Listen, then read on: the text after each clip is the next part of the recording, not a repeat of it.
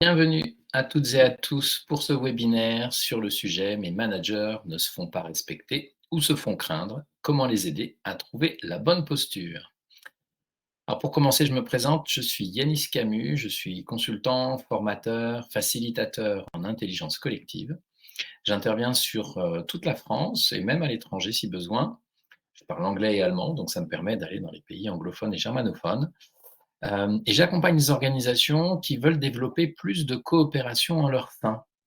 Voilà, des organisations qui, parfois rencontrent des difficultés, parfois qui fonctionnent plutôt bien, mais qui veulent optimiser leur manière de travailler ensemble, pour aller vers plus de coopération, pour à la fois améliorer leur efficacité et puis aussi améliorer ce qu'on appelle la qualité de vie au travail. Parce que finalement, on passe beaucoup d'heures de notre vie à aller au boulot et ce serait bien dommage de passer toute sa vie à se sentir, pas très bien, avoir des tensions avec, sa hiérarchie, avec ses collègues, voilà, traverser des périodes de burn-out ou des choses comme ça.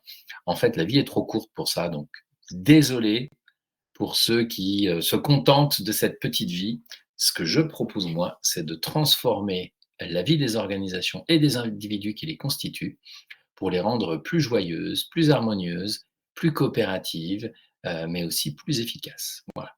Bon, alors aujourd'hui, on va se concentrer sur la posture des managers. Ce que je vous propose, c'est effectivement qu'on aborde cette question-là au travers de 4 points. Le premier point qu'on va voir aujourd'hui, c'est quels sont les différents styles de managers, parce que finalement, vous allez voir, alors c'est assez résumé, mais vous allez voir que c'est hyper intéressant de se poser la question de peut-être quel manager suis-je moi-même, quel manager j'apprécie, et puis quel manager j'aimerais devenir ou j'aimerais que mes managers deviennent si vous êtes un dirigeant par exemple.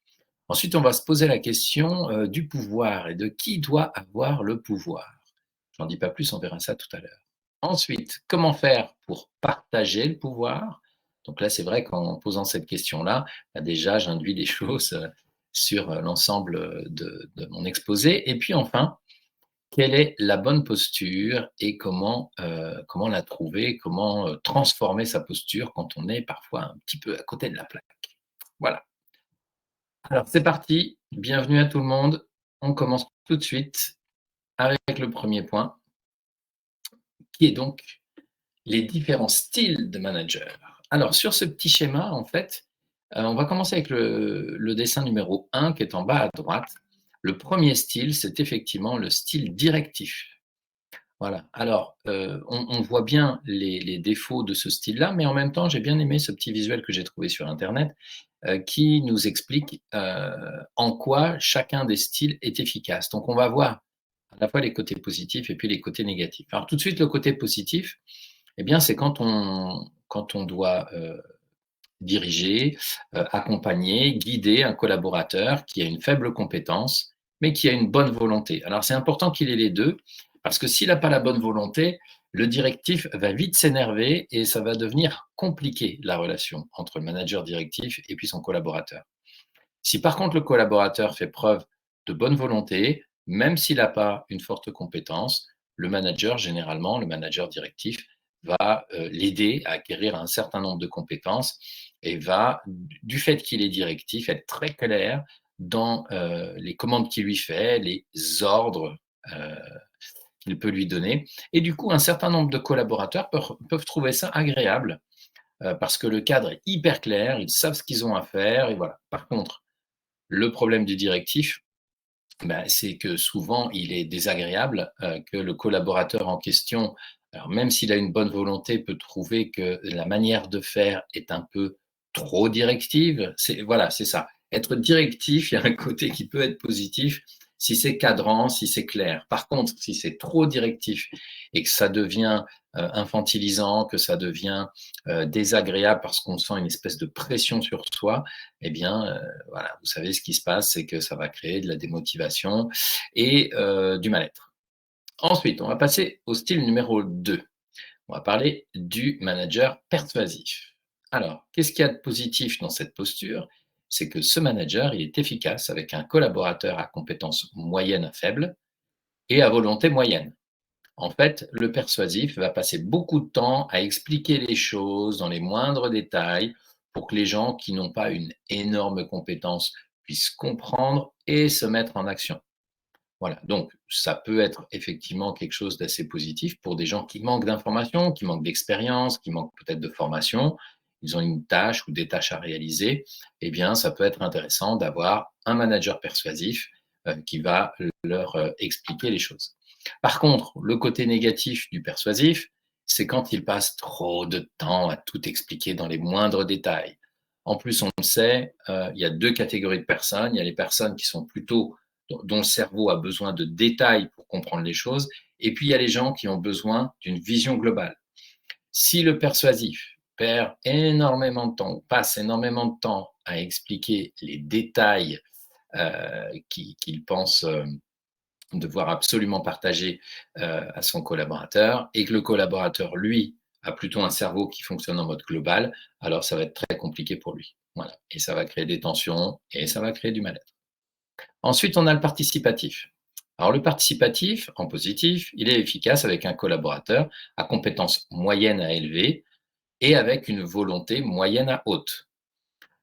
Alors, le participatif, c'est quoi? Eh bien, c'est un manager qui va prendre moins de place, qui va plutôt se positionner comme un animateur et qui va permettre aux gens de faire des propositions, qui va permettre aux gens d'être effectivement force de proposition pour faire avancer les choses.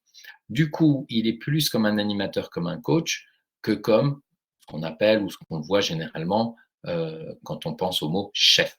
D'accord? Même s'il est manager, son style, c'est de faire participer, de faire coopérer.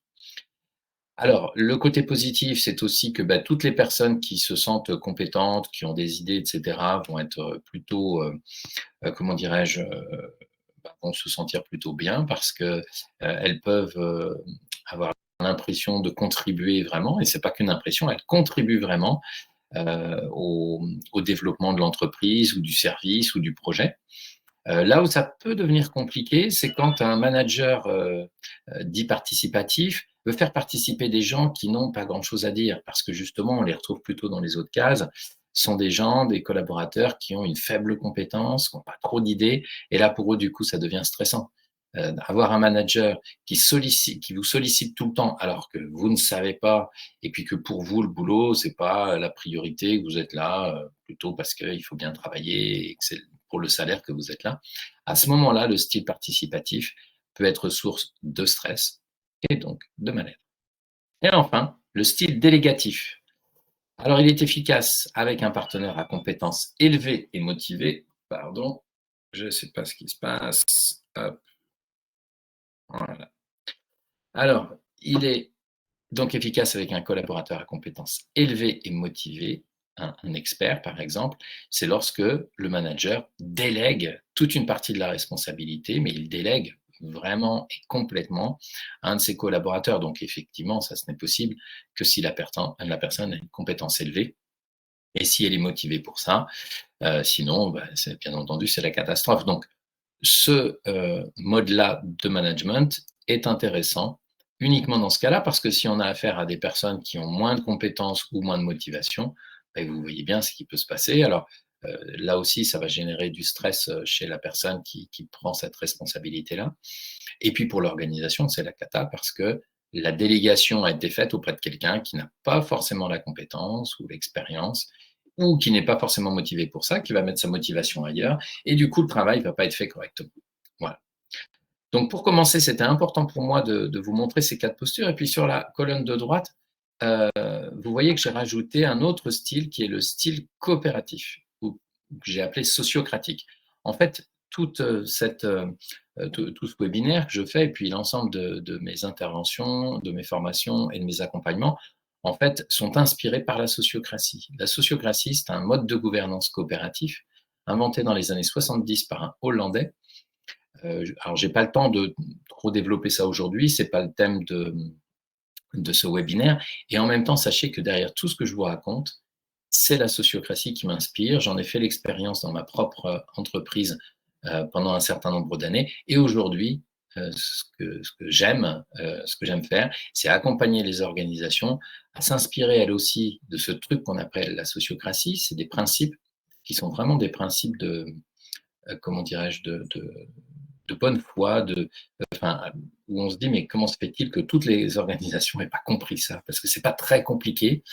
Et une fois qu'on le met en place, en fait, ça fonctionne tout de suite beaucoup mieux. Voilà. Donc le coopératif, c'est comme du participatif, mais c'est optimisé. Parce qu'on a des outils, parce qu'on a tout un tas de connaissances. Le participatif, on peut être manager participatif de manière un peu spontanée parce que, ma foi, on a comment dire, ce style-là naturellement, qu'on a vécu des choses aussi, qu'on a appréciées, qui ressemblaient à ça, et puis du coup on reproduit. Ou au contraire, on a vécu du directif, du persuasif ou du délégatif, et on veut surtout pas faire ça. Et donc, on a trouvé cette posture plutôt participative. Mais le coopératif, ça va amener tout un tas de choses pour optimiser cette posture. Voilà. J'en profite pour vous dire que si vous avez des questions, vous n'hésitez pas à me mettre vos questions ou vos réactions dans le chat. Alors, je vois tout de suite que, hop, j'ai déjà quelqu'un qui m'a écrit. Alors, oui, on voit bien la diapo. Super, merci Lucie. Donc, vous n'hésitez pas dans le chat ou dans l'onglet questions-réponses, c'est la petite bulle avec le point d'interrogation, à me poser vos questions ou bien à réagir sur des choses que je vous raconte. En soulignant un point qui vous semble important, par exemple, et en disant oui, je suis d'accord avec Yanis sur ce point-là, ou bien vous avez tout à fait le loisir de dire qu'au contraire, vous n'êtes pas d'accord avec moi, et puis réagir et dire votre opinion sur un point que j'aurais abordé. Allez, on va passer au deuxième point. Hop. Alors, qui doit avoir le pouvoir? Parce que finalement, derrière cette question derrière ce thème manager, souvent, il y a une chose qui est très problématique, c'est la notion de pouvoir. Et on n'est pas clair avec ça. Alors en France, c'est vrai que la notion de pouvoir, elle est plutôt mal vue, elle fait peur, elle est souvent critiquée.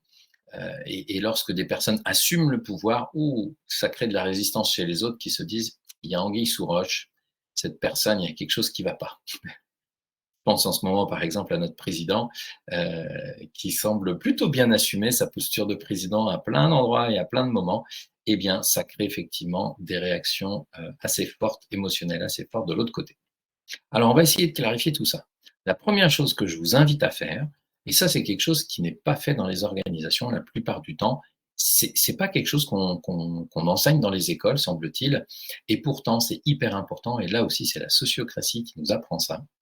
La sociocratie nous dit qu'il faut distinguer le pouvoir opérationnel, c'est-à-dire le pouvoir des opérations, des actions, qui est ce pouvoir des opérations à confier d'ailleurs à des rôles, donc à des personnes qui incarnent des rôles, et le pouvoir stratégique qui, lui, est à confier non pas à des personnes, mais à des cercles. Alors, ce qu'on appelle un cercle en sociocratie, c'est une équipe, en fait. C'est un service qui va se retrouver de manière régulière.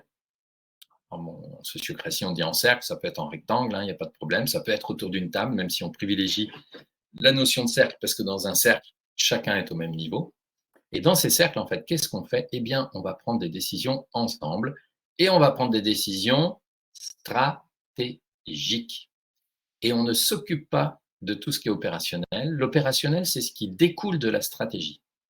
Donc, il est important, dans un premier temps, en groupe, de se mettre d'accord sur les stratégies, donc les grandes décisions qui vont nous donner des lignes directrices pour qu'on développe notre projet ou le fonctionnement de notre service. Et ensuite, une fois qu'on sera tous mis d'accord sur ces grandes stratégies, eh bien, nous allons pouvoir confier à des rôles, à des personnes, la mise en place. Et alors, imaginez que si on fait ça, eh bien, les personnes à qui on demande de mettre en place des actions pour mettre en place la stratégie, eh bien, ça va être beaucoup plus facile pour elles de comprendre et d'accepter ce qu'on leur demande, puisqu'en fait, elles ont participé à la prise de décision stratégique. Voilà. Et ça, c'est quelque chose qui est fondamental parce que dans les organisations aujourd'hui, c'est généralement de la hiérarchie qui mélange un petit peu tout type de décision et qui se sent capable à la fois de décider de la stratégie, mais aussi de l'opérationnel et qui va dire aux agents, voilà, vous faites ceci, vous faites cela, etc. Et les agents, quand ils reçoivent ça, ils n'ont pas eu le loisir de réfléchir avec leur manager avec leur direction à la mise en place de la stratégie. Donc leur cerveau se dit mais non, attendez, je ne comprends pas comment ils sont arrivés à ça. Et en plus, on les infantilise parce qu'on leur dit ce qu'ils doivent faire concrètement.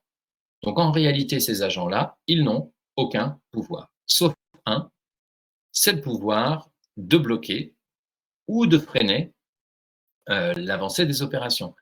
Quand vous ne comprenez pas quelque chose et qu'on vous oblige à faire ces choses, si vous ne comprenez pas l'intérêt, voire si vous voyez tout un tas de désagréments, de conséquences fâcheuses à mettre en place qu'on vous demande, spontanément, qu'est-ce que vous faites? Vous bloquez le système. Le souci, c'est que les strates hiérarchiques supérieures ont du mal, dans la manière dont sont organisées nos organisations aujourd'hui, elles ont du mal à entendre. Voilà. Et la communication, elle est souvent descendante, elle est peu souvent ascendante. Et c'est bien dommage parce que du coup, ça bloque tout, quoi. Et puis on a affaire, même si les équipes de direction sont brillantes et admettons qu'elles aient pris les meilleures décisions possibles, stratégiques et opérationnelles, le fait de les imposer aux strates inférieures fait que systématiquement, on va avoir un ralentissement des opérations parce que les gens vont avoir besoin de s'approprier la réflexion, etc. Et d'ailleurs, j'en profite pour vous dire qu'il y a un champ dans lequel on entend beaucoup ça, c'est le champ de la politique, où nos élus ont tendance à se croire sans doute beaucoup plus intelligents que la moyenne. Ils réfléchissent à notre place à tout un tas de choses. Ils décident de lois ou de règles qu'ils nous imposent. Et là, lorsque la population se mobilise et que les gens vont dans la rue, ce qu'on entend de la part des décideurs, c'est il nous faut faire de la pédagogie. Alors, ce qu'ils entendent par pédagogie, c'est nous avons la vérité et on doit l'expliquer à ces pauvres citoyens qui n'y comprennent pas grand-chose. Voilà. Alors, quand on entend ça, bien forcément, ça agace parce que parmi les citoyens, il y a quand même un certain nombre de gens qui sont un petit peu intelligents et qui juste essayent de dire on a un point de vue différent et vous n'avez pas pris en compte notre point de vue dans cette prise de décision. Voilà. Alors, c'est vrai qu'au niveau d'une société, c'est complexe. Revenons au niveau de notre organisation, mais finalement, entre macro et micro, on n'est pas très loin. C'est quand même les mêmes règles qui jouent, qui sont en jeu. Et donc, première chose, je vous invite à distinguer tout ce qui est opérationnel de tout ce qui est stratégique. Le stratégique est décidé par vos services. Donc, les services décident de leur propre stratégie, au pluriel. Et puis ensuite, on dit, OK, bon, mise en opération, qui fait quoi pour mettre ça en place? Et tac, on se répartit les responsabilités. Et ensuite, ce qui est important, c'est que le manager ne va pas dire à un tel ou à un tel ce qu'il doit faire. C'est bien chaque personne qui le fait comme elle l'entend. Donc ça, c'est très particulier. Donc, en termes de conseils pour les managers, c'est faites confiance à vos collaborateurs, déléguez-leur vraiment toute la responsabilité des actions, y compris le fait de décider comment ils vont s'y prendre, quelles actions ils vont mettre en place et comment ils vont s'y prendre. Et arrêtez de perdre du temps à tout checker, à être derrière eux ou à pire, à leur dire ce qu'ils doivent faire. Voilà, mais on va en reparler plus tard. Ensuite, l'idée est de partager le pouvoir et de chercher à s'empuissancer mutuellement. Alors, le terme empuissancer en français, qui fait un peu pompeux peut-être, en fait, c'est la traduction littérale du mot empowerment en anglais, dont on a sans doute plus entendu parler, y compris si on est français. L'idée, c'est effectivement cette chose, en fait, dans un système compétitif ou dans une organisation qui fonctionne de manière classique, les gens ont tendance à croire qu'on va avoir plus de pouvoir si on arrive à faire passer ses idées, par exemple. Et donc, si j'arrive à faire passer mes idées, si je veux, si mon objectif c'est de faire passer mes idées, eh bien, mon objectif c'est aussi de faire en sorte que les idées des autres ne passent pas. Voilà, parce que je considère souvent que les miennes sont quand même globalement meilleures que celles des autres. Alors j'ai beau les écouter dans les réunions, et parfois je les prends un peu en compte, et puis parfois quand il y a une tension sur une idée où il y a vraiment deux options très différentes qui ressortent, eh bien je vais tout mettre en place pour faire passer mon idée. Et comment je fais ça? Eh bien je vais essayer de constituer une espèce de majorité, je vais essayer de convaincre un certain nombre de personnes pour qu'ensemble on soit plus nombreux et que le groupe globalement sente que on a la majorité, donc on passe et on impose notre idée. Lorsque je fais ça, lorsque je réussis ça, en fait, je me sens puissant. J'ai réussi à faire passer mon idée qui était meilleure que l'idée de mes collègues. Donc, je suis assez content de ça. Le résultat, c'est quand même que les collègues qui n'ont pas réussi à faire passer leur idée, selon vous, comment ils vont soutenir la décision qu'on vient de prendre, à la soi-disant majorité? Souvent, il n'y a pas vraiment de vote, c'est une espèce de feeling, les personnes les plus charismatiques qui parlent, et puis on sent que voilà, ça va dans un sens plutôt que dans un autre. Eh bien, les personnes qui sont mises en minorité, en fait, vont mal le vivre. Elles vont perdre de la motivation et vraisemblablement, elles vont freiner le processus, freiner la mise en action suite à la décision qu'on vient de prendre. Donc, en fait, pour éviter ça, ce que je vous invite à faire, c'est passer du monde de la compétition au monde de la coopération. Dans le monde de la compétition, c'est la croyance, pour avoir du pouvoir, il faut que je le prenne aux autres. Dans le monde de la coopération, la croyance, elle est complètement différente. C'est pour avoir de plus en plus de pouvoir, il faut que j'aide les autres à en avoir aussi de plus en plus. Il faut que je le partage. Plus on partage le pouvoir, plus on en a, individuellement et collectivement. Voilà, donc c'est la croyance que je vous invite à revoir et éventuellement à transformer dans votre tête. Et puis enfin, une chose importante aussi que je voulais vous partager. Quand on parle du pouvoir, il y a un pouvoir qui est le pouvoir ultime dans une organisation, c'est le pouvoir d'exclure quelqu'un. Souvent, il y a cette espèce de croyance, alors personne n'en parle vraiment, pas de manière ouverte, mais je vous invite, si vous travaillez dans une organisation et que vous avez des chefs, un chef, généralement un supérieur hiérarchique, posez-vous la question, est-ce qu'en réalité, à l'intérieur de vous, il n'y a pas une petite peur que si vous ne vous entendez pas avec cette personne, elle va pouvoir non seulement vous pourrir la vie, etc., ça c'est déjà une chose, mais en plus, elle va pouvoir vous virer, faire en sorte que vous soyez licencié. Si c'est le cas, sachez qu'effectivement, cette peur, elle fait partie des peurs un peu fondamentales et elle va créer chez vous vraisemblablement les trois réactions qui sont là. Soit la soumission à l'autorité de votre chef, ah oui, puisque vous avez peur qu'il vous vire et que vous n'avez pas envie d'être licencié, puisque voilà, vous aimez bien votre boulot, vous aimez bien aussi le fait d'avoir un salaire, ça permet certaines choses. Et puis peut-être que ce que fait votre organisation donne du sens à votre vie, en tout cas c'est ce que je vous souhaite, eh bien, on va avoir tendance à se soumettre à l'autorité de son chef et à pas lui dire tout ce qu'on aimerait pouvoir lui dire, etc. Très mauvaise chose. Une autre posture, parfois, chez les collaborateurs, c'est pas celle de soumission, c'est celle de rébellion. Et puisqu'il est dominant, puisqu'il a le pouvoir de me virer, etc., je vais lui rentrer dedans. Parce qu'en fait, alors souvent d'un point de vue psychologique, c'est un rapport parfois au père ou à la mère qui a été un peu trop autoritaire. Et du coup, en tant qu'adulte, on ne veut plus subir ça. Et donc, on adopte cette posture de rébellion. Et puis une troisième posture qu'on peut avoir, et qui est aussi assez désagréable quand on est manager, chez ses collaborateurs, c'est la posture du cause toujours. On la verra un peu plus tard tout à l'heure en parlant de l'enfant libre, mais c'est celle qui fait que, ouais, c'est ça, vas-y, cause toujours, dis ce que tu as à dire, de toute façon, j'en ferai qu'à ma tête.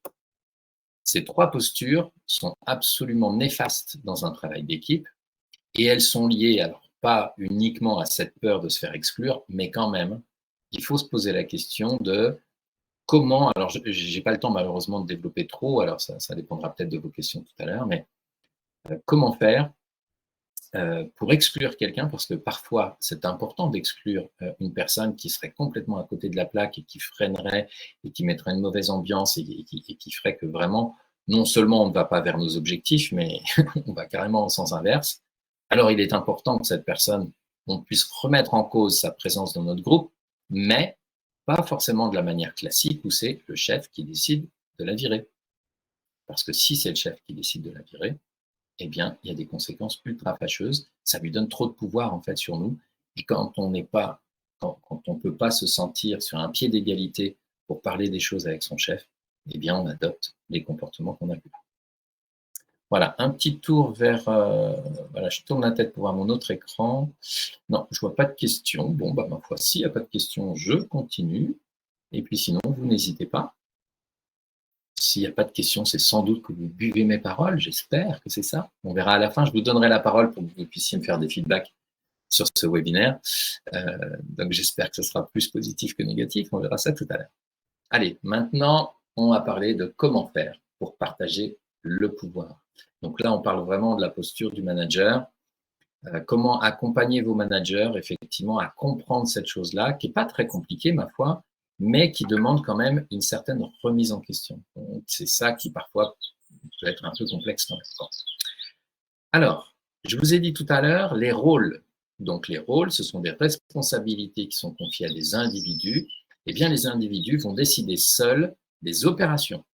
Je vous l'ai bien expliqué tout à l'heure, je ne reviens pas trop là-dessus, mais c'était quand même pour une petite piqûre de rappel, que ce soit bien clair. Les cercles, eux, donc les services, les groupes, décident ensemble. Et en sociocratie, on va utiliser pour cela un outil qui est absolument génial et révolutionnaire, qui s'appelle la décision par consentement. Voilà, je n'ai pas le temps de faire tout un webinaire là-dessus. Si vous allez sur mon site internet, vous pourrez trouver des webinaires qui développent ça de manière très, très précise. Donc, voilà, je vous laisse aller voir sur mon site, si ça vous dit d'approfondir. Mais en tout cas, l'idée, c'est ça, c'est de bien se remettre en tête que pour partager le pouvoir, eh ben oui, on dit aux personnes, tu as le pouvoir opérationnel. Et puis, le pouvoir stratégique, les décisions stratégiques, elles sont prises en cercle. Et elles ne sont pas prises par les cercles du dessus. Parce qu'il n'y a rien de pire qu'un codir qui est tout puissant et qui se mélange les pinceaux en prenant tout type de décision. Le rôle d'un comité de direction, c'est de prendre les décisions stratégiques pour la structure, d'accord? Donc pour l'ensemble de la structure. Par contre, il faut absolument que le CODIR s'interdise de prendre des décisions qui vont concerner ses services. Si on est dans une organisation simple, souvent c'est comme ça que c'est organisé. Parfois, les organisations plus grandes avec plus de niveau hiérarchique, ce n'est pas tout à fait les mêmes termes, mais vous voyez ce que je veux dire. On va éviter d'aller empiéter sur le terrain des services pour qu'ils se sentent en autonomie, capables de prendre les décisions qui les incombent. Les décisions qui les incombent vont cependant être inspirées par les grandes décisions du comité de direction. On est bien d'accord, on ne va pas faire n'importe quoi. C'est qu'il y a des grandes décisions qu'on pourrait appeler politiques au niveau du comité de direction, donc qui concerne l'ensemble de la structure. On va avoir, par exemple, dedans le... Ah mince, le terme vient de quitter mon esprit. Non, ça ne me reviendra. En tout cas, le comité de direction va décider, par exemple, des valeurs, il va décider des activités qu'on veut produire, ou des services, ou des produits qu'on va vendre. Il va décider de toutes ces choses-là. Et puis ensuite, il dit à ses services, bon ben voilà, mettez en place. Les services décident alors de leur propre stratégie et ensuite répartissent le pouvoir opérationnel à chaque individu, à chaque rôle. Voilà. Bon, ça c'est un peu, je répète un peu ce que j'ai dit tout à l'heure. Et puis ensuite, et là c'est un peu nouveau, on va développer les 5 pouvoirs de la coopération que vous retrouvez sur l'image de gauche. J'espère que vous voyez bien. Je vais vous les décrire rapidement. Alors, sachez que ces pouvoirs, en fait, ce sont ce qu'on appelle des soft skills, donc des compétences douces dont on a absolument besoin pour optimiser le travail dans une organisation, pour optimiser de bonnes relations coopératives, claires, assertives, qui font que les choses vont avancer et qu'on va arrêter de patauger dans la semoule et parfois de se perdre dans un verre d'eau et parfois de créer des situations de mal-être absolument abracadabrantesques, alors que dans les faits, quand on regarde les faits, on se dit mais c'est pas possible, on est parti de rien, et puis là, ça devient un truc où tout le monde est mal. Qu'est-ce qui se passe? Eh bien, il se passe que vraisemblablement, l'organisation n'a pas été bienveillante dans le sens où elle n'a pas permis aux gens d'avoir le droit de développer ces pouvoirs-là. Alors, le premier pouvoir, ça va avec le fait de ne pas couper la parole, c'est le pouvoir d'écoute et de compréhension.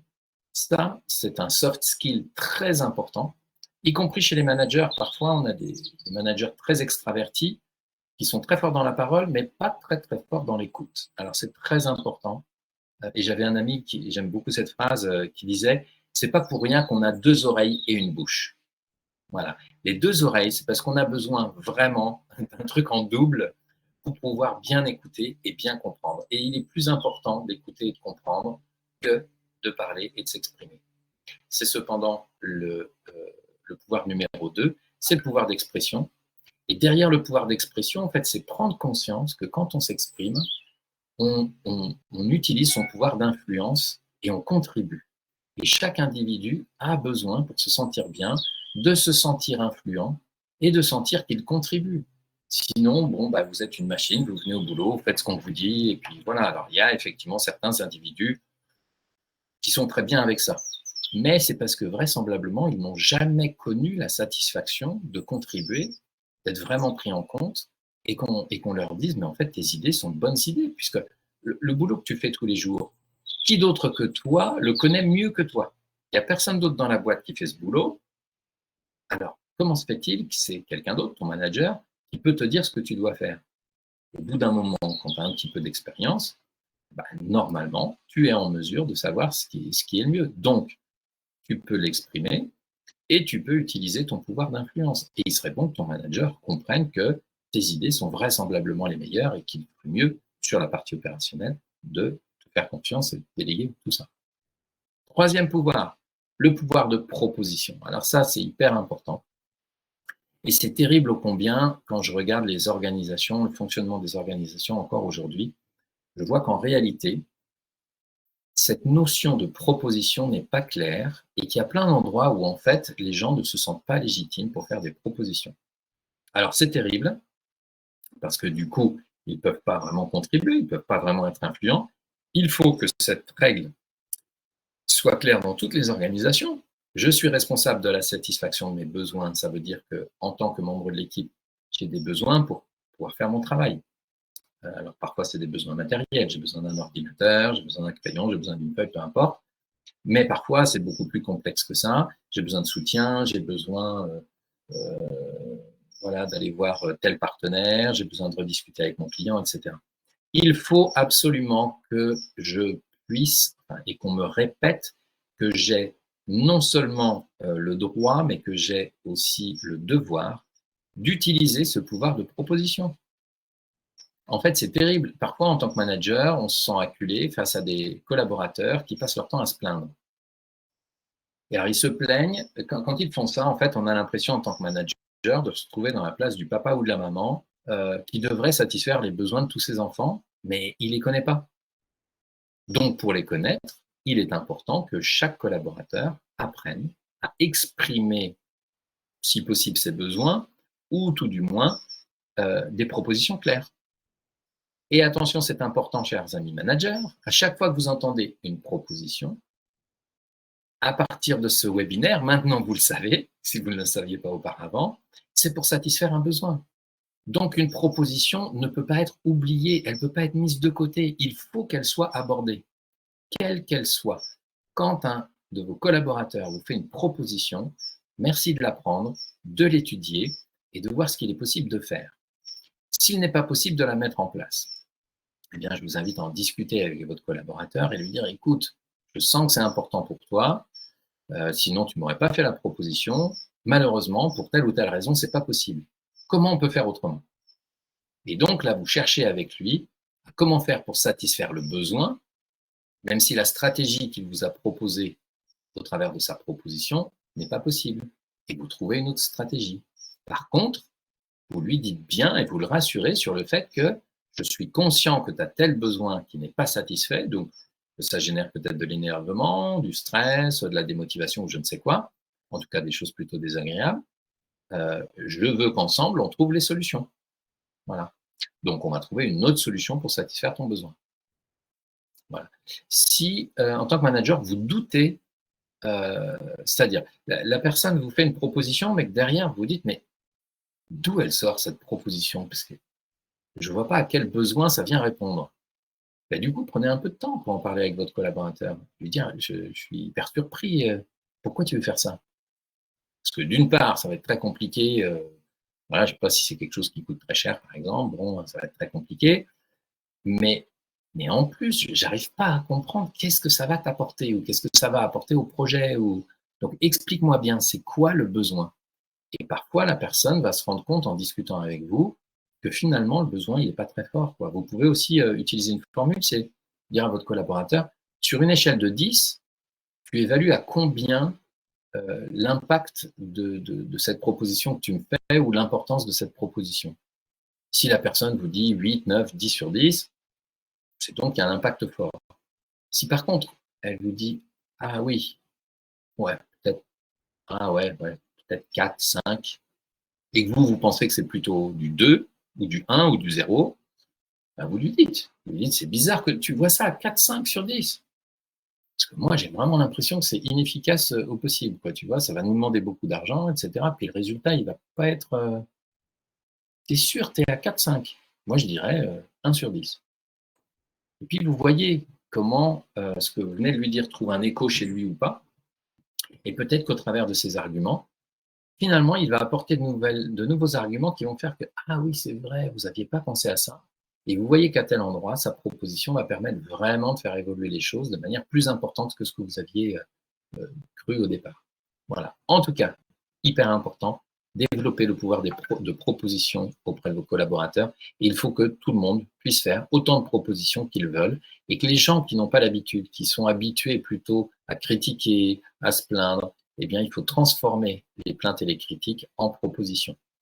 Les plaintes et les critiques, ça développe du négatif, ça plombe tout le monde, ça prend de l'énergie à tout le monde, alors que les propositions, c'est concret, c'est positif, et ça donne de l'énergie.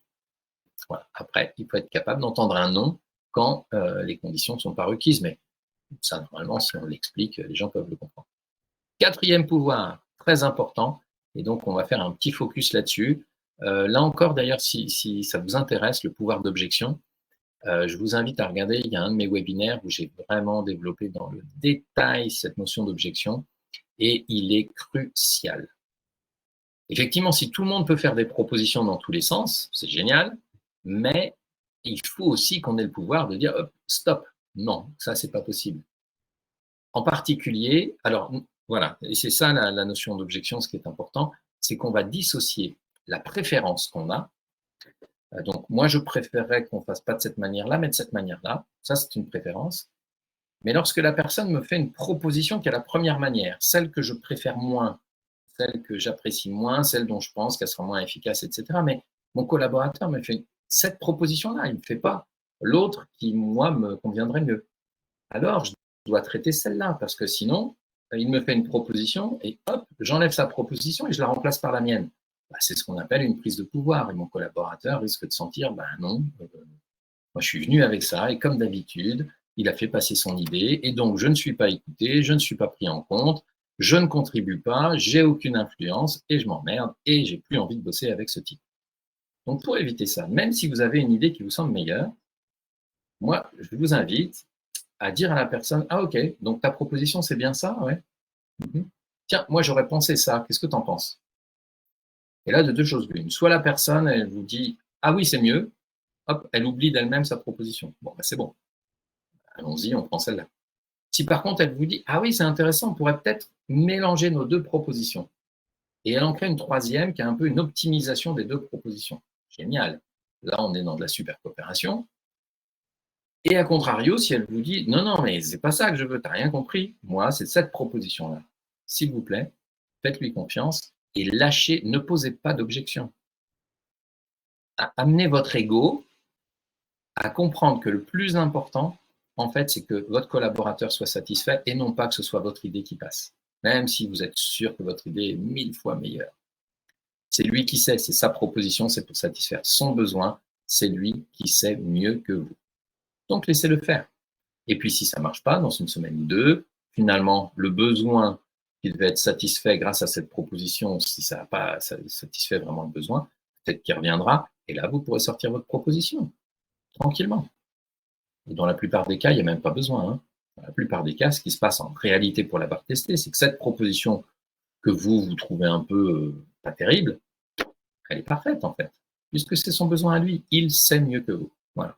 Alors la notion d'objection, c'est quoi? C'est que vous allez bloquer une décision, et ça c'est un apprentissage à faire, uniquement quand il y a des conséquences fâcheuses à la mise en place de cette décision.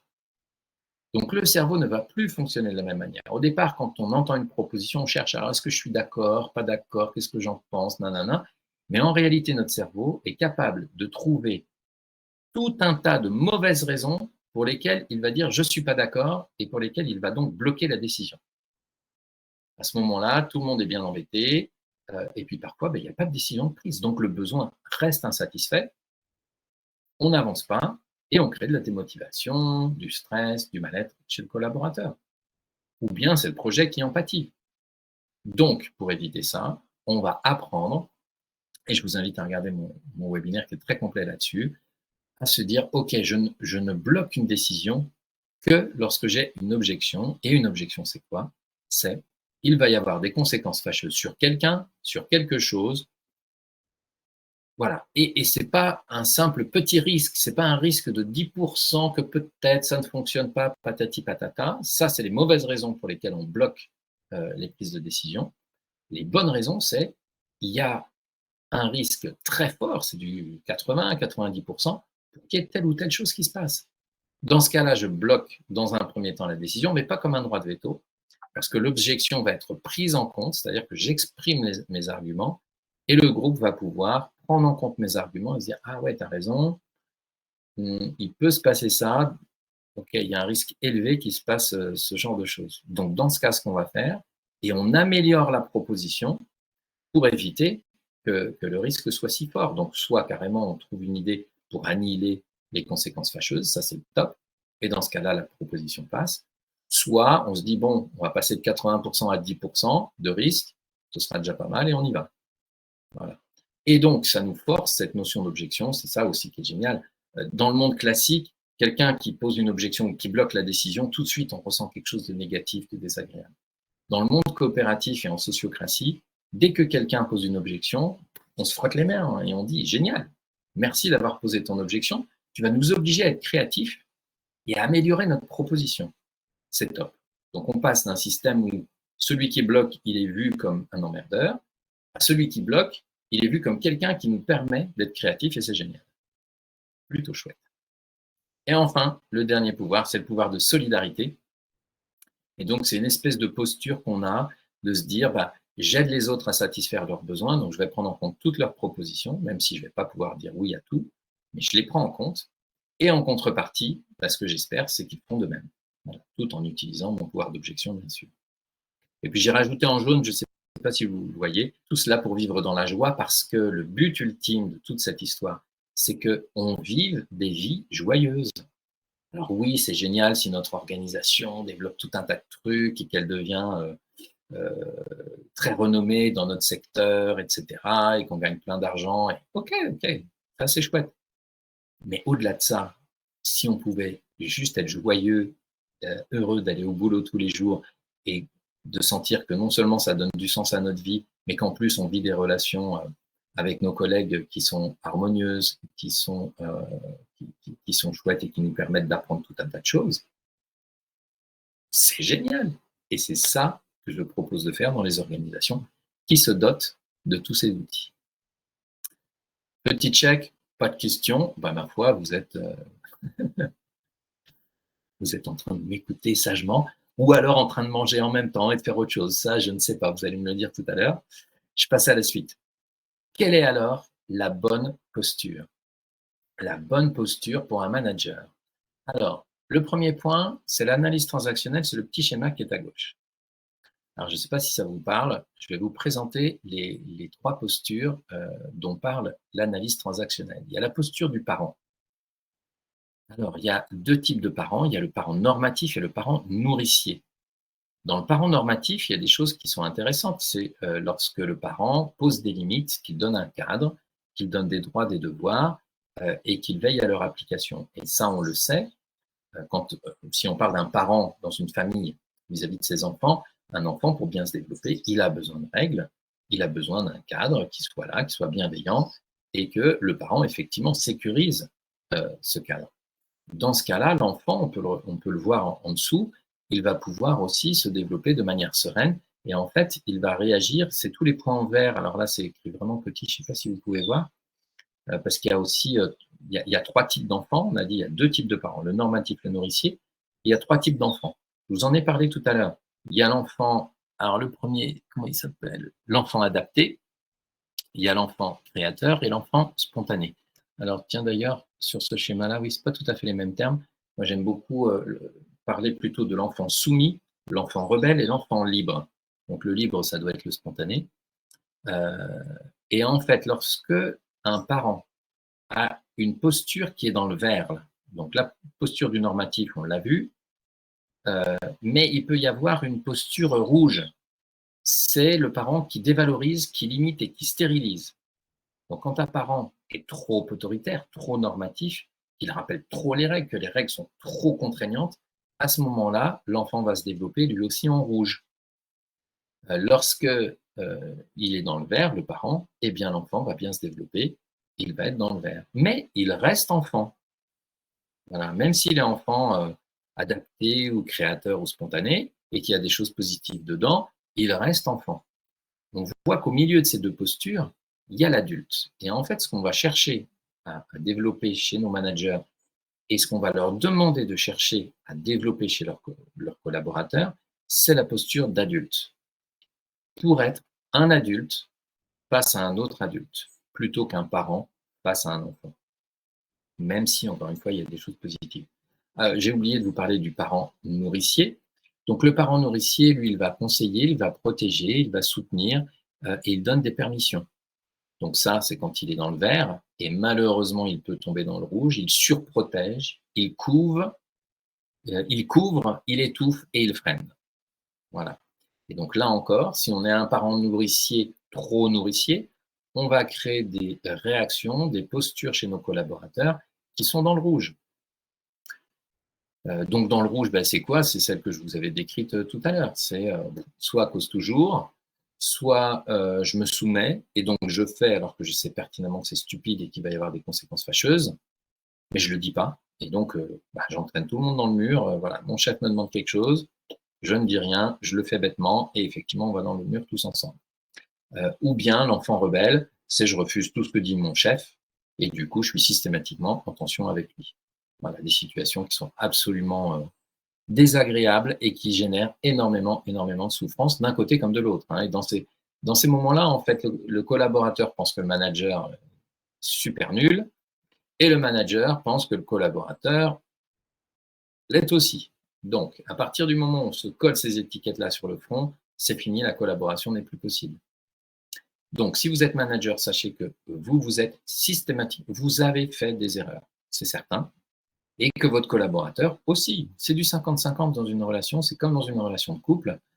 Si on ne réussit pas la relation, qui est responsable? Et là, je vous invite à accepter quelque chose qui n'est pas facile à accepter. Parce que peut-être que vous êtes venu à ce webinaire en tant que manager et qu'en ce moment, vous êtes justement en tension avec certains de vos collaborateurs et que vous dites comment trouver la bonne posture, mais aussi comment les recadrer, parce que vraiment, ils exagèrent.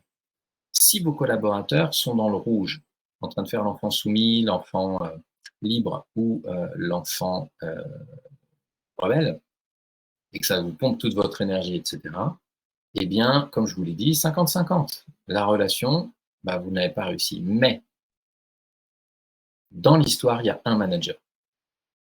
Et donc, je vous invite à considérer que c'est vous qui êtes au final responsable de cette situation. Parce que vous êtes le manager. Et qu'il est de votre rôle à vous de faire en sorte d'avoir une bonne relation avec vos collaborateurs. Voilà. Alors, idéalement aussi, ce serait le rôle du collaborateur de faire en sorte que ça se passe bien, bien entendu, avec son manager. Mais, en l'occurrence, vous avez vraisemblablement une rémunération qui est plus importante. Peut-être que vous bénéficiez d'un certain nombre de privilèges par rapport à vos collaborateurs. En tout cas, je vous invite à considérer et du coup, ça va vous donner une espèce de sentiment de responsabilité qui va être très positif et qui devrait vous donner l'énergie nécessaire pour retourner voir vos collaborateurs et dire voilà, bon, j'aimerais qu'on fasse un point parce que je vois que dans notre relation, c'est très compliqué. J'imagine que chez toi, ça génère tout un tas de choses compliquées comme du stress, du mal-être et tout ça. Chez moi, c'est pareil. Je veux absolument, et c'est de ma responsabilité de manager, je veux devenir un meilleur manager, donc je veux qu'on améliore cette relation. Comment est-ce qu'on peut faire? Est-ce que tu as des idées? Il y a peut-être des choses que tu m'as pas dites, que j'ai besoin d'entendre. Voilà, donc si tu as des critiques, vas-y. Je veux bien entendre aussi les critiques positives, ça va me faire du bien de rééquilibrer un peu les choses. Est-ce qu'il y a dans ma manière de faire des choses que tu aimes bien et que je dois continuer? Et puis, est-ce qu'il y a des choses qui doivent changer parce que voilà, ça ne te convient pas en fait. Et donc, dans cette posture de manager, on revient sur la colonne de droite, je vais vous inviter à passer de la posture du manager qui surveille. Alors, si vous êtes un manager directif, vous êtes beaucoup là-dedans. C'est beaucoup moins le cas si vous êtes un autre style de manager. Mais le manager coopératif, il évite de surveiller. Par contre, il veille sur. C'est un de mes stagiaires qui m'a donné cette petite phrase que j'adore, en disant, Yannis, ça y est, j'ai compris. La posture dont tu parles, c'est ça. C'est passer de surveiller à veiller sur. Et donc, c'est la même idée que la dernière que je voulais vous partager. C'est la pyramide inversée. En fait, on a tous ce schéma pyramidal en tête où le chef est là et puis voilà, il est chef des gens qui sont en dessous. Eh bien, même si on peut fonctionner tout à fait de manière coopérative dans une organisation pyramidale, mais en tout cas en termes de posture, je vous invite à renverser, c'est difficile à faire, mais renverser la pyramide et à vous considérer donc en bas en train de soutenir vos collaborateurs. Votre rôle de manager, il devient celui d'un coach qui soutient et qui va demander à ses collaborateurs, OK, tu as une difficulté, qu'est-ce que je peux faire pour toi? Je vous encourage à regarder d'ailleurs le film, enfin la série sur Netflix New Amsterdam, où le nouveau directeur, un jeune homme très brillant, passe son temps à dire à ses collaborateurs, à ses cadres, vous avez un problème, qu'est-ce que je peux faire pour vous? Voilà. Et là, quand j'ai entendu ça, je me suis dit, c'est génial, il faut que je le dise à tout le monde. C'est la posture coopérative. Voilà. Bon, eh bien, il est 13h24. Ça fait presque une heure que je parle. On va arriver à la fin. Je vous donne mes conclusions et puis ensuite, j'ouvre un espace de parole pour vous où vous allez pouvoir me faire un petit feedback sur ce que vous avez pensé de ce webinaire. Je vais vous donner la parole directement. C'est ça qui est bien avec la technique, c'est que je vais pouvoir ouvrir votre micro en espérant que vous ayez un micro pour que vous me fassiez vos feedbacks en direct. Et j'attends bien entendu alors des feedbacks positifs si vous en avez, ça me fera plaisir, ça va me donner confiance. Tout comme un bon manager, il fait des feedbacks positifs, hein, ça donne confiance. Donc, il ne tarit pas trop de feedbacks positifs, mais il est aussi en capacité de donner des feedbacks négatifs à la condition que la personne soit prête à les entendre. Donc là, aujourd'hui, c'est moi qui vous y invite. Donc, faites-vous plaisir. Si vous avez trouvé que j'ai raconté n'importe quoi, vous allez pouvoir le dire et critiquer ma présentation. Vis-à-vis de vos collègues, en fait, c'est important, si vous avez un feedback négatif à leur faire, de leur demander s'ils sont prêts à l'entendre. Donc, ça donne quelque chose comme, écoute, j'aimerais te dire quelque chose, mais j'aimerais que ce soit constructif. Alors, c'est quelque chose de critique, mais j'aimerais que ce soit constructif. Donc, j'ai besoin de savoir, est-ce que tu es prêt à l'entendre ou pas? Et puis, je vous donne un petit tip.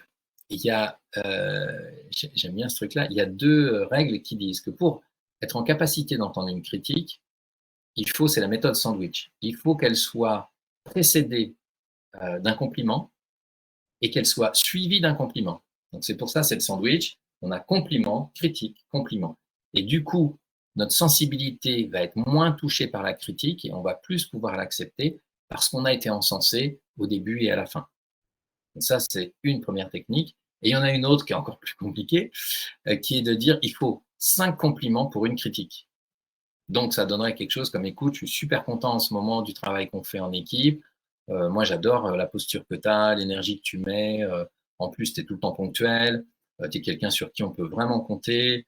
Voilà, il faut en trouver 5. Et puis, vous dites, par contre, tu sais, en ce qui concerne le dossier, machin chose, là, il y a eu vraiment tout un tas d'erreurs qui ont été faites. Il y avait des imperfections, il y avait tout ça, tu vois. Et en fait, c'est pas possible qu'on envoie des choses comme ça. Faut vraiment leur travailler ou alors que tu fasses vérifier ça par quelqu'un d'autre, etc. Voilà. OK? Qu'est-ce que tu en penses? Est-ce que c'est OK pour toi? Ou voilà, comment tu réagis à ça? Vous voyez si la personne est vraiment mal, vous accompagnez, ou bien le fait d'avoir été tellement encensé au début, peut-être qu'elle n'a même pas entendu que c'était une critique, en fait. Voilà. Donc, mes conclusions. C'est important de comprendre les conséquences dramatiques du système patriarcal pyramidal qui infantilise, qui soumet et qui rend stupide. Donc, si vous avez cette capacité d'autocritique et que vous voyez que vous êtes en ce moment en tant que manager ou dirigeant d'une organisation et que votre posture, elle est celle d'un patriarche, d'accord, qui se sent légitime pour prendre toutes les décisions parce que c'est lui le boss. À ce moment-là, observez ô combien votre posture, elle infantilise, elle soumet et elle rend stupide. Si vous avez cette posture, je suis sûr qu'en face, vous êtes très déçu de la posture de vos collaborateurs, y compris de vos cadres parfois. Je me rappelle d'une très belle boîte que tout le monde connaît en France. J'avais rencontré le DG qui me dit, écoutez, j'ai redressé la boîte, on fait des bénéfices à 2 chiffres tous les ans, c'est extraordinaire. Il n'y a pas une boîte en France qui a le vent en poupe comme la mienne, etc. Bon, par contre, j'ai un problème. Mes cadres en réunion, ils ne parlent pas. C'est tous des mecs brillants. Ils ont 35 ans, ils sont tous brillants. Ils ne mouftent pas. Qu'est-ce qui se passe? Ben, c'est très simple. Ce type avait une posture de patriarche, ultra dominante, et personne ne pouvait prendre la parole. Il n'y avait pas de participation, il n'y avait pas de coopération. Résultat des courses, je crois que c'est à peu près 5 ans après mon passage dans cette boîte où bon, il ne m'a pas très bien reçu d'ailleurs, c'était un peu folklorique cette histoire, mais bref, 5 ans plus tard, il s'est fait virer et de manière très violente. Voilà, il avait fait souffrir tout le monde, on l'a viré sans prendre de gants. Voilà, donc on va changer cette posture-là. Et puis, deuxième conclusion, il faut apprendre à partager le pouvoir, ça fait partie de cette nouvelle posture. Il faut chercher à s'empuissancer mutuellement. Voilà. Et enfin, si on veut optimiser le tout, parce qu'on peut le faire avec ces petits moyens, suite à ce webinaire, voilà, mettre en place des choses, etc. Mais si on veut vraiment optimiser les choses, il vaut mieux inviter un consultant comme celui que je vous présente ici, voilà, avec mes coordonnées, pour se doter en fait des bons outils. Former les équipes pour qu'elles comprennent ce que c'est que cette histoire de posture, mais aussi avoir les bons outils pour faire ça, parce que parfois on est démunis. Enfin, changer une posture, ça ne se fait pas en un claquement de doigts. Ça demande que le cerveau déjà comprenne un certain nombre de choses, et c'est ce que j'ai tenté de faire aujourd'hui, mais qu'en plus, on ait des outils pour que ça roule, quoi, pour que les choses avancent, et qu'on voit dans le concret que ce changement de posture, en fait, il a permis une amélioration à la fois dans l'efficacité de notre travail et dans la qualité de vie qu'on a maintenant dans notre équipe. Voilà, vous avez mon site internet si vous voulez en savoir plus, vous avez mon téléphone, mon mail. N'hésitez pas à me contacter suite à ce webinaire s'il devait y avoir des besoins. Je vais mettre ce webinaire en ligne sur mon site internet bientôt. Si vous connaissez d'autres organisations qui rencontreraient des difficultés et qui auraient bien besoin d'un consultant pour venir les aider à développer plus de coopération, vous n'hésitez pas à leur envoyer le lien. Si vous souhaitez aussi recevoir ma newsletter, alors normalement j'ai récupéré vos adresses et vous avez dû donner votre autorisation pour ça. Donc normalement vous devriez recevoir une newsletter par mois. Là encore, n'hésitez pas à la diffuser si vous pensez que des gens pourront en avoir besoin. Parce que parfois, voilà, il suffit que vous pensiez à transférer le mail et puis dans un an, peut-être cette organisation sera complètement différente et on aura aidé 10, 20, 30,